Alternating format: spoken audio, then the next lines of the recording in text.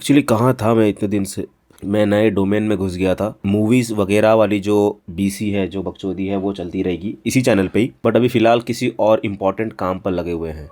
And पिछले 1 साल से मैं डेरिवेटिव ट्रेडिंग सीख रहा था। उसमें ऑलमोस्ट 1 साल काफ़ी मेहनत करने के बाद, काफ़ी कुछ पढ़ने के बाद, फ़िलहाल मैं अभी एडवांस कह सकते हो बिगिनर स्टेज पे ही हूँ। एडवांस बिगिनर स्टेज पे तो हल्की फुल्की चीज़ समझ आ गई है। साइकोलॉजिकल जो फियर्स, जो साइकोलॉजिकल हर्डल्स है, जैसे कि ग्रीड हो गई, मोस्ट सबसे इंपॉर्टेंट चीज़, वो चीज़ को कंट्रोल में करना है। तो as of now I am in a learning stage only. अब ट्राई करेंगे daily analysis, post analysis videos डालने की, क्योंकि इससे होगा क्या कि मार्केट अंडरस्टैंडिंग और थोड़ी पॉलिश हो जाएगी। क्योंकि बहुत सी चीज़ें ऐसी है जो मुझे पता है बट वो पब्लिक डोमेन पे अवेलेबल नहीं है। पता इन द सेंस मैंने बहुत सी चीज़ें से एंटिसिपेट की है जो हुआ भी है मार्केट में, लाइव मार्केट में, बट उसका एक रिकॉर्ड होना चाहिए था इंटरनेट पे। ऐसा समझ लो कि ट्रैक रिकॉर्ड की तरह एक पड़ा रहेगा यहाँ पर, जिसको मैं 6 महीने बाद, 3 महीने बाद रिव्यू कर सकूँ। रिकॉर्ड किया, डाल दिया, इस तरीके से। एक और चीज़, मैं सिर्फ और सिर्फ बैंक निफ्टी ही ट्रेड करता हूँ।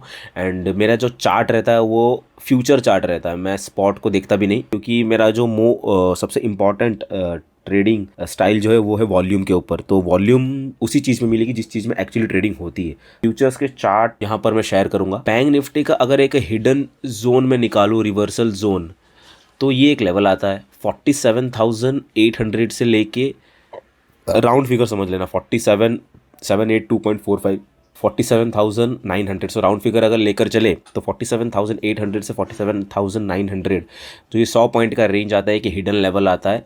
तो मार्केट कहीं ना कहीं यहाँ पर अगर आए तो मैं अपने प्रॉफिट सबसे पहले बुक कर लूँगा। मैंने कुछ कैरी भी किया हो या फिर मैं ट्रेड नया नया मैंने अगर ट्रेड लिया हो यहाँ पे कहीं पे, तो मेरा ऑलमोस्ट पोटेंशियल टारगेट मेरा ये होगा। क्योंकि यहाँ से reversal, this is potential reversal zone, तो यहाँ से रिवर्सल आने के चांसेस काफ़ी ज़्यादा होते हैं। तो ये जो लेवल निकला है वो हार्मोनिक बेस्ड लेवल है, वो एक अलग ही स्टडी है, मैथमेटिकल स्टडी है।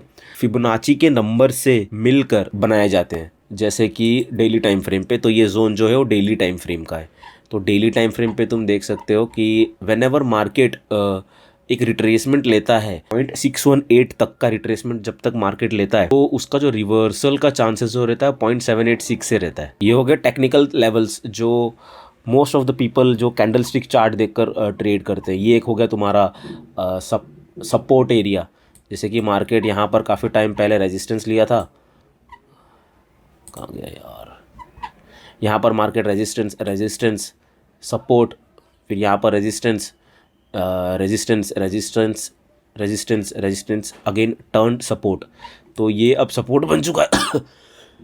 मार्केट कहीं ना कहीं अगर इस लेवल को ब्रेक करता है, और खास करके गैप डाउन करके अगर कल अगर ब्रेक करे, तो अच्छा खासा फॉल देख सकते हैं 46,000 तक। बाइंग का सिनेरियो जो बनता है वो बाइंग का बनता है 46,900 के ऊपर, जिसका चांस बहुत बहुत बहुत कम है कि मार्केट खुले और इसको क्रॉस कर दे। क्योंकि मार्केट फ़िलहाल अभी 46,600 के पास है। ऑलमोस्ट उसको 300-400 पॉइंट का गैप अप देना पड़ेगा। गैप अप दे के उसको सस्टेन करना पड़ेगा। तो ये लेवल जब ब्रेक होगा तब मैं बाई करूँगा, जिसका चांस बहुत कम है। बट मार्केट सुप्रीम में कुछ भी कर सकता है, वो काम मार्केट के ऊपर छोड़ देते हैं। 46,900 के ऊपर ऐसा क्या है, ऑर्डर फ्लो में चेक करते हैं। तो आज मॉर्निंग में यहाँ पर सेलिंग हुई है, यहाँ पर मॉर्निंग में एग्रेसिव सेलिंग हुई, फिर मार्केट यहाँ पर आया एंड यहाँ पर बायर्स एग्जॉस्ट हो गए, क्योंकि 1.2 के लॉट्स ट्रेड हुआ यहाँ पर, बट कैंडल क्लोज यहाँ पर किया है। तो ये कह सकते हो कि ये limit seller was available here. And यहाँ से फिर देखोगे मार्केट, और ये एक पीआरजी भी था, पोटेंशियल रिवर्सल जोन भी था ये एरिया। तो यहाँ से मार्केट पलटा and bank Nifty was not able to cross this 46,900 level. So in case कल अगर मार्केट यहाँ पर आता है, इसके चांसेस बहुत कम है आने के लिए, पहले इसको गैप अप करना पड़ेगा। गैप अप होगा, उसमें सेलर्स एब्जॉर्ब होने चाहिए इस एरिया के आसपास, क्योंकि सेलर्स अगर एब्जॉर्ब है that means buyers are strong. And buyers अगर इस लेवल के ऊपर कन्विंसिंगली विद गुड वॉल्यूम अगर क्लोज कर डालते हैं, तो एक अच्छा खासा शॉर्ट कवरिंग देखने मिल सकता है मूव ऊपर की तरफ, जिसका एक्चुअली में चांस बहुत कम है। सो ये सिनेरियो को साइड में रखते हैं। बट अगर स्ट्रक्चरल पॉइंट ऑफ व्यू से अगर देखें तो market is week. So market profile के रेफरेंस लेवल्स काफ़ी स्ट्रॉन्ग होते हैं। एंड मेरा जो पूरा ट्रेडिंग सेटअप जो है वो purely based market profile, order flow and कुछ हिडन लेवल्स निकालने के लिए आई यूज़ हार्मोनिक्स।